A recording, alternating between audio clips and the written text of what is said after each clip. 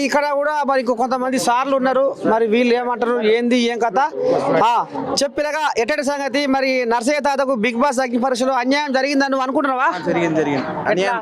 నర్సయ్య తాతకి చాలా అన్యాయం జరిగింది. బిగ్ బాస్ వాళ్ళకి పోనీకి రాలే. అగ్ని పరీక్ష మళ్ళీ పెట్టాలని కోరుతున్నాను.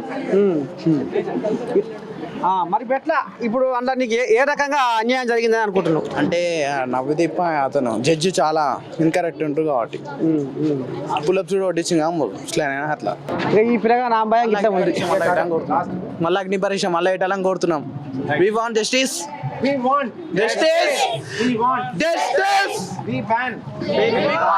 We ban. Big Boss. Narsaiah తాతకి న్యాయం జరగాలి. నర్సయ్య తాతకి న్యాయం జరగాలి. నర్సయ్య తాతకి న్యాయం జరగాలి. జరగాలా?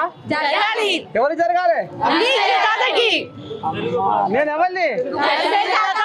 ఇప్పటిదాకా మిమ్మల్ని ఇంటర్వ్యూ చేసిన ఎవరు ఆయన? నర్సయ్య తాత. అమ్మా మా మనవరాలు బాగానే గుర్తుపెట్టుకుర్రు. సరే.